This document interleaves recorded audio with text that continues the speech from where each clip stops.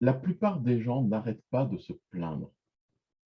Ils ont toujours une bonne raison pour se plaindre. Et quand ils voient une personne qui a de la réussite, qui a atteint son objectif, ou qui est sur le point de l'atteindre, quand ils voient une personne toujours positive, pleine d'entrain, qui a toujours le sourire, quoi qu'il arrive, qui fait preuve de sympathie et d'empathie, ben, ils ne la comprennent pas. Elle n'est pas normale. Puis, il y a des gens aussi qui vont poser la bonne question. Mais comment tu fais pour être à 110%? Eh bien, vous savez quoi?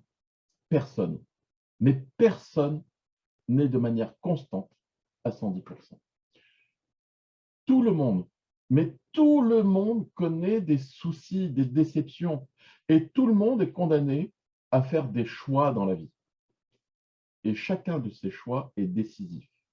Si tu regardes bien, la plupart des soucis que tu peux avoir ne sont que des tracas passagers. Même s'ils te mettent les deux genoux à terre, oui, en dehors de deux ou trois exceptions comme une maladie grave et incurable, alors je ne te parle pas de la grippounette qui va te clouer au lit pendant 48 heures, non, mais du bon, gros, costaud cancer que même la médecine ne peut rien faire dessus. Et je ne te le souhaite pas, bien évidemment, ni à toi, ni à personne. Eh bien, tout le reste, ça n'est que tracas. Mais en fait, la vie est un jeu d'échecs, mon ami.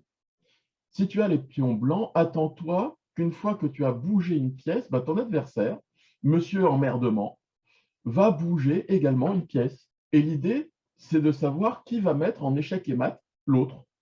Alors, si tu veux pas que ce soit toi qui perdes la partie, eh bien, tu dois avoir une stratégie gagnante. Et cette stratégie, c'est ce que j'apprends à chaque personne qui rentre de mon équipe.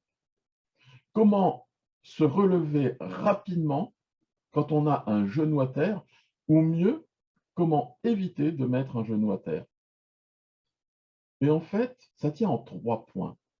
Alors, le premier, c'est déjà d'accepter qu'on ne sait pas tout et d'aller chercher l'information auprès de celui qui sait. Mais pas celui qui sait parce qu'il l'a lu dans un livre hautement spécialisé, Gala, Voici, ou les Schtroumpfs Magazine. Non, mais parce qu'il a vécu une situation similaire ou pire que celle que tu as pu rencontrer ou que tu rencontres actuellement.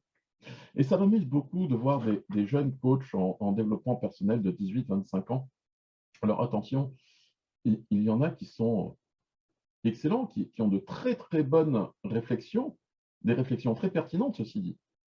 En fait, ce sont certainement des personnes, pour les meilleures, hein, et qui ne sont pas très nombreuses d'ailleurs, qui doivent avoir 40, 50 ans, mais dans un corps de juvenceau à peine pubère, hein, c'est pas possible autrement. Parce que le développement personnel, qu'est-ce que c'est? Eh bien, c'est simplement profiter de tous les tracas qu'on a pu avoir dans la vie pour en faire une force, un atout supplémentaire qui va nous permettre de nous placer sur le chemin du succès rapide. Et là, j'ai beaucoup de personnes qui me disent, ouais, non, mais attends, pour toi, Olivier, tu ne peux pas comprendre en fait ce que je vis. Pour toi, c'est plus simple. Tu ne croules pas sous les factures, tu ne croules pas sous les dettes, comme moi. Tu n'as pas d'enfant à charge, tu as un travail qui te plaît, tu développes ton activité. Effectivement, mais elles ont raison. Sauf qu'elles oublient que quand mon fils avait 10 ans, bah, j'ai fait faillite, que j'étais à 48 000 euros de dette, que j'étais expulsé de mon logement, rejeté par mes parents et mes amis, que j'étais seul à ce moment-là. Mais j'ai réussi à rembourser toutes ces dettes en 10 mois seulement, et je n'ai jamais été sous les ponts. Mais c'est simplement que j'ai dû faire des choix, et parfois des choix douloureux. Et si je partage toutes ces vidéos gratuitement, même si je vais plus loin dans les recettes que je donne à mes équipiers, c'est justement pour vous aider, vous aussi, à faire les bons choix. Et je peux le faire parce que j'ai connu des moments difficiles. Qu'à moins de 20 ans, je l'espère pour lui, n'a pas connu, et j'espère aussi qu'il ne le connaîtra pas. Et la plupart des gens à succès sont des personnes qui ont connu des moments troubles, qui ont connu des échecs, qui ont connu des difficultés que 97% de la population définissent par un manque de chance. Stupide. Donc, important d'aller chercher l'information qui va vous aider et d'aller chercher cette information auprès de la bonne personne, du bon livre, du bon audio. Deuxième point, l'anticipation.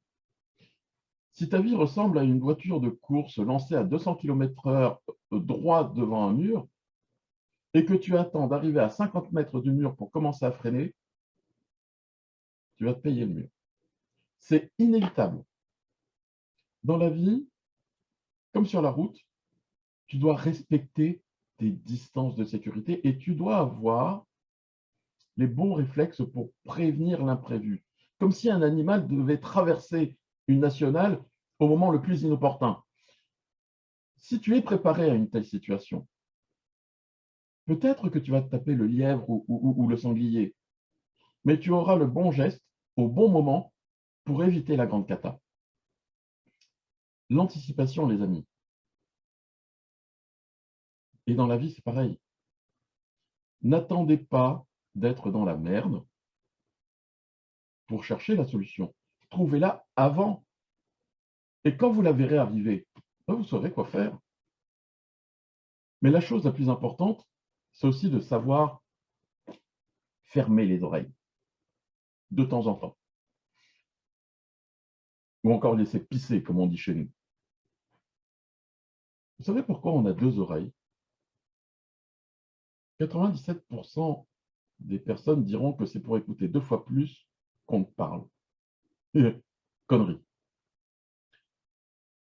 C'est surtout pour permettre aux âneries, qu'on peut entendre souvent, même très souvent, de rentrer par une oreille et de très vite sortir par l'autre. 97% de la population est malheureuse, n'aime pas leur vie. Et vous savez ce que les gens font pour essayer d'accepter leur misérable existence?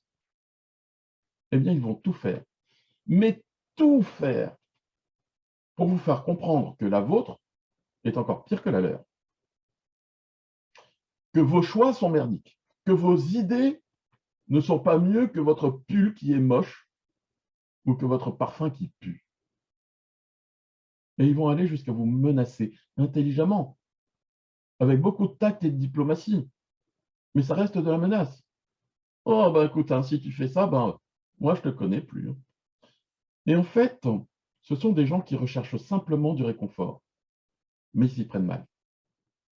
Moins tu t'aimeras, et plus tu détesteras les autres.